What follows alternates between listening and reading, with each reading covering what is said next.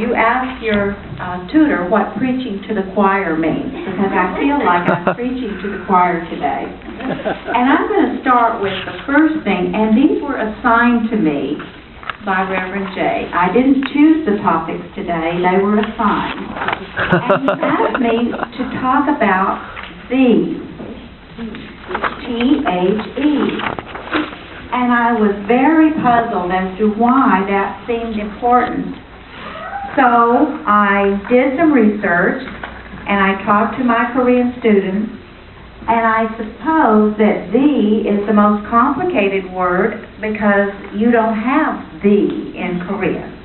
So we're going to talk a little bit about "the," and the rest of you can go to sleep for a while. When I was studying grammar, which was many, many years ago, these little words that we use before a noun or pronoun were called articles. Well, according to the computer and research, it's now called a determiner. So, I'm going to read, and I put a sheet out so everybody could read along with me, because I have an accent. And some people do not understand other English accents, surprisingly. So, I'm hoping that you can follow along. And first of all, we're going to look at the page that says the importance of "the" and the definition of a type of determiner that precedes a noun. We have not only "the," but we have "a," and then there's "an," used in other circumstances. It's very confusing, I'm sure, to someone who's not a native speaker. And I'm going to quote from a book by Ben Yagoda. Would that be Japanese, perhaps? And the name of his book, "When You Catch an Adjective, Kill It." He says, "The" is the most commonly used word in the English language, occurring nearly 62,000 times in every million words written or uttered, or about once in every 16 words. As for the meaning of the differences between using "a" and "the," and even omitting the article altogether, there are so many and so complicated that most grammar books take the easy way out and say something to the effect that by the age of 4, native English speakers know the difference between "I drank a Coke," "I drank the Coke," or "I drank a Coke." So, that's not helping you very much. just to remind Americans that we use "the" without thinking about it. And we say "the" instead of "the," but we use it an awful lot. So, an article or determiner is a kind of adjective which is always used with and gives some information about a noun. There are 3 articles, "a," and "the," but they are used very often and are important for using English accurately. Many nouns must have an article. Therefore, when you see an article, you will find a noun with it. The noun may be the next word, as in "the man," or there may be adjectives or perhaps even adverbs between the article and the noun, as in "the very angry young man," all descriptive words of the man. So, if we look on the back of that sheet, there's a grammar rule, number 1, and I know that you've all had English, and you've studied English, and you probably did this a long time ago, but this is a review. When you have a single English noun, you must always have an article before it. We cannot say, "Please pass me pen." Now, I know when I study with my Korean students, we speak that way a lot because she's not used to articles. So I think Americans call it pidgin English. We break it down so that the most important words are the ones that we're talking. But anyway, "Please pass me pen" is wrong. We must say, "Please pass me the pen," or use other articles before nouns such as a or your. So you could say, please pass me your pen. In either regard, it specifies the pen. It's not just a random pen, it's a specific pen. Okay, grammar rule number 2. You can use the to make general things specific. You can use the with any type of noun, plural or singular. Example, please pass me a pen would suggest any pen. You could have many pens on the table, and you could say, please pass me a pen, meaning any one of them. When you say, please pass me the pen, it suggests a pen that we both can see. You're talking to me about a specific thing. I know what you're talking about, and you know what you're talking about. It's in front of us. More uses of articles in English. Rivers, mountain ranges, seas, oceans, and geographic areas all use the. For example, the Atlantic Ocean, the Pacific Ocean, the Sierra Mountains. Those are specific uses of the. Unique things use the. For example, the sun, the moon. It's a very unique noun, a unique thing. Musical instruments use the. She plays the piano. Sometimes we could say she plays piano, but it really is proper to say she plays the piano. She plays the oboe. She plays the flute. She plays the bassoon. I was a bassoonist. Theaters, cinemas, and hotels have the in front of them. The Hiltons, the Big Canyon Country Club. Abbreviations use the UN, United Nations, the USA, the FBI. And we use the before classes of people. The rich, the poor, the British, the Korean, the American. Okay, enough of English.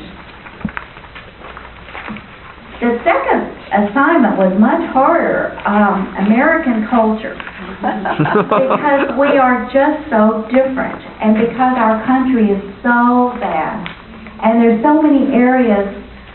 Our culture is made up of many things. But we'll go through this sheet and follow along. And this is the part I hope that you will think about asking questions, because there's someone in this room from probably every part of the United States, which is the wonderful part about living in California. We really are diverse. So we'll just read along and think about some of these things. Maybe I'll ask you later, are these new things to you? Were they surprises to you? Or do you disagree? This is from Wikipedia. You know Wikipedia. I love Wikipedia. Somebody else does the research and you just copy it. Okay. Americans are said to value hard work as a virtue, often at the expense of vacation time and to the point of stress. Now I'm going to stop here because I think that Koreans also really work hard. Yeah, right. And I think that a lot of the Asian ethnic groups are very hard workers. So I don't think that Americans have a real problem with that, because we also value working. Although the U.S. has no official language at the federal level, that was surprising to me, 30 of the 50 states have passed laws making English the official language. I don't know about the other 20. Wow. Spanish has official status in the state of New Mexico, and the Native American language is spoken on the country's numerous Indian reservations. The Hawaiian language has official status in that state. Now, all of our states, of course, speak English. And having official status doesn't mean that it is the language as opposed to English. But it's kind of interesting. Sometimes on California ballots, we'll have a proposition that says we need to make the English the official language. And we read that and think, That's a given. No, I guess it isn't. Okay. Among developed countries, the U.S. is one of the most religious, primarily Christian, in terms of population. However, the writers of the Constitution of the United States rejected any religious test for office, and the Constitution's First Amendment specifically denied the central government power to enact any law regarding the establishment of a national religion or prohibiting a person's free exercise of his specific religion. Accordingly, 78.5% of Americans profess to be Christian. Profess, meaning they say they are. They may not act it, they may not participate, but they say they're Christian. 23.9 are Catholic, 51.3 Protestant, and 3.3 other Christians.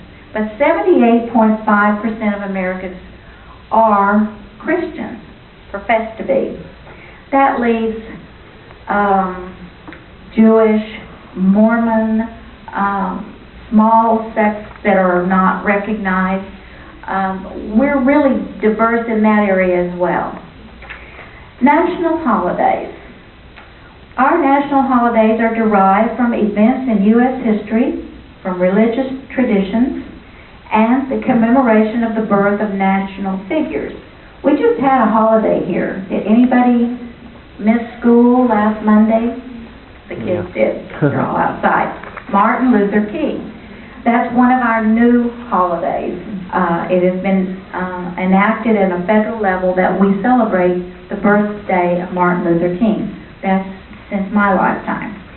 George Washington, Christopher Columbus, those were, of course, historic figures in the founding of our country, and we celebrate their birthdays as a holiday.